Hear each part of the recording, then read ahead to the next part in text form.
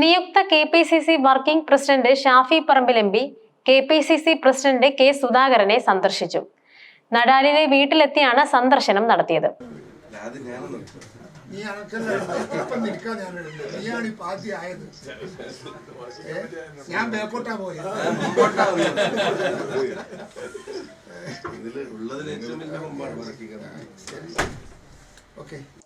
KPCC നേതാക്കളായ PM Niyas, Sony Sebastian എന്നിവരും സന്നിഹിതരായിരുന്നു. സ്ഥാനം ഏറ്റെടുക്കാൻ പോകുന്നതിന് മുന്നേ K സുധാകരന്റെ അനുഗ്രഹം വാങ്ങാൻ വന്നതാണെന്നും പാർട്ടി ഒറ്റക്കെട്ടായി മുന്നോട്ട് പോകുമെന്നും ഷാഫി പറമ്പിൽ MP സന്ദർശനത്തിന് ശേഷം മാധ്യമങ്ങളോട് പറയുകയുമുണ്ടായി. അതോടൊപ്പം കോൺഗ്രസിൽ തർക്കങ്ങളില്ല എന്നും K സുധാകരൻ MP പറഞ്ഞു. സൗഹൃദ അന്തരീക്ഷത്തിലാണ് കോൺഗ്രസ് ഇപ്പോൾ മുന്നോട്ട് പോകുന്നത്. എന്റെ പാർട്ടി പറഞ്ഞാൽ ഞാൻ അനുസരിക്കും. പിണറായിയെ ഇറക്കുക തന്നെയാണ് ലക്ഷ്യമെന്നും അതോടൊപ്പം തിരഞ്ഞെടുപ്പ് രംഗത്തെ ഇടതുപക്ഷത്തെ തോൽപ്പിക്കുമെന്നും ആ ലക്ഷ്യം നേടുക തന്നെ ചെയ്യുമെന്നും K സുധാകരൻ ഇതിനോടകം വ്യക്തമാക്കി. എല്ലാം ഭംഗിയായിട്ട് പോകുന്നു.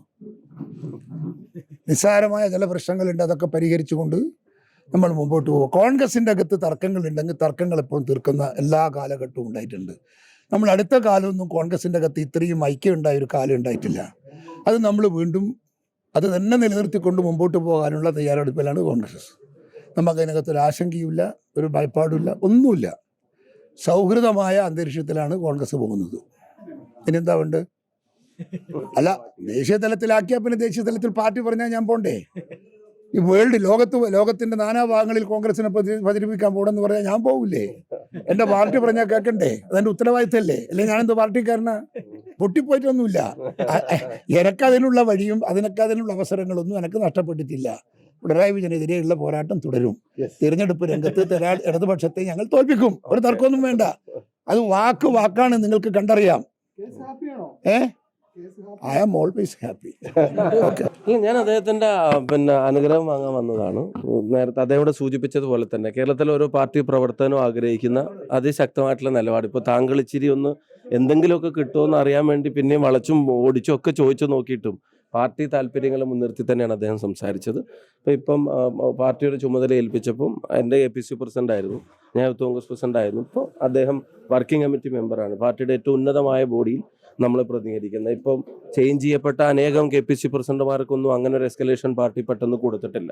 അപ്പോൾ ആ പദവിയിലിരിക്കുന്ന ഒരാൾ, സീനിയർ ആയിട്ടുള്ള ഒരാൾ, നമ്മുടെ ഫൈറ്റിൻ്റെ മുഖമായിട്ടുള്ള അദ്ദേഹത്തിൻ്റെ ഒരു അനുഗ്രഹം, ബ്ലെസ്സിങ്സ് ഉണ്ടാവുക എന്നുള്ളത് ഞങ്ങളെപ്പോലുള്ള ആളുകൾക്ക് മുന്നോട്ട് ഏറ്റവും വലിയ കരുത്താണ്. അപ്പോൾ അദ്ദേഹം കൂടെ ഉൾക്കൊള്ളുന്ന ഒരു ടീമാണ് അനൗൺസ് ചെയ്തിട്ടുള്ളത്. അദ്ദേഹത്തെ ഇതിൽ നിന്ന് എടുത്തു മാറ്റമല്ല, അദ്ദേഹം കൂടെ ലീഡ് ചെയ്യുന്ന ഒരു ടീമിൻ്റെ ഭാഗമായിട്ടാണ് ഞങ്ങൾ വരുന്നത്. ഒരു ടീമായി അദ്ദേഹം സൂചിപ്പിച്ചതുപോലെ തന്നെ ഒറ്റക്കെട്ടായി പാർട്ടി പ്രവർത്തകരുടെ, ഇപ്പോൾ അതാ ലോക്കൽ ബോഡി ഇലക്ഷൻ വരാൻ പോവാണ്. അതിലാരാ ഫേസ് ചെയ്യുന്നത്? പാർട്ടിക്ക് വേണ്ടി വീട് കയറി ഇറങ്ങുന്നവൻ മത്സരിക്കുന്ന തെരഞ്ഞെടുപ്പാണ്. അതിൽ അവരാഗ്രഹിക്കുന്ന തരത്തിൽ അതിന് ലീഡ് ചെയ്യാൻ നിൽക്കുക എന്നുള്ളത് ഞങ്ങളുടെയൊക്കെ റെസ്പോൺസിബിലിറ്റിയാണ്. പ്രവർത്തകൻ ഓരോ വീട്ടിലും കയറി ഇറങ്ങിയവനാണ് പാർട്ടിയുടെ മുഖം. അപ്പോൾ അവർ മത്സരിക്കുന്ന തെരഞ്ഞെടുപ്പിൽ അവരാഗ്രഹിക്കുന്ന തരത്തിൽ പാർട്ടി നിലപാടെടുക്കുക, നയങ്ങളെടുക്കുക, വർക്ക് ചെയ്യുക എന്നുള്ളത് ഞങ്ങളുടെ റെസ്പോൺസിബിലിറ്റിയാണ്. അപ്പോൾ അതിൻ്റെ സമയമാണ് വരാൻ പോകുന്നത്. പിന്നെ ഏറ്റവും പ്രധാനപ്പെട്ട കാര്യം, ഞങ്ങൾ ജനങ്ങളെ കേൾക്കും.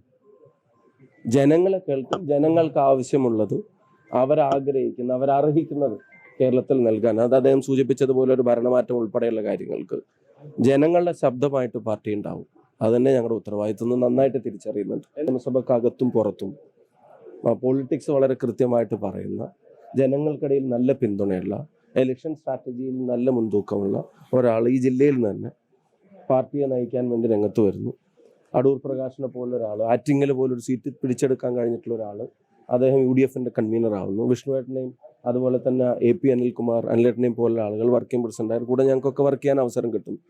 അപ്പോൾ ഒരു പ്രോപ്പർ ബ്ലെൻഡ്, ഒരു നല്ല ടീം, ഇൻഡിവിജ്വലിസ്റ്റിക് അല്ല, ഒരു നല്ല ടീമാണ്. സുധാകരേട്ടൻ വർക്കിംഗ് കമ്മിറ്റിയിലേക്ക് വരുന്നു. അതിനകത്ത് പ്രവർത്തകൻ നെഗറ്റീവായി പോകുന്ന സാഹചര്യം ഇല്ല. അവർ പാർട്ടി ഡിസിഷൻ്റെ കൂടെ അവരെല്ലാവരും ഉണ്ട്. ഇനി പറഞ്ഞു വിളിച്ച് ബോധ്യപ്പെടുത്തി കൊടുത്ത് ചെയ്യാവുന്ന അപകടങ്ങളൊന്നുമല്ല പാർട്ടിക്ക് സംഭവിച്ചിട്ടുള്ളത്. എല്ലാവരും ഉൾക്കൊള്ളുന്ന ഒരു തീരുമാനമാണ്.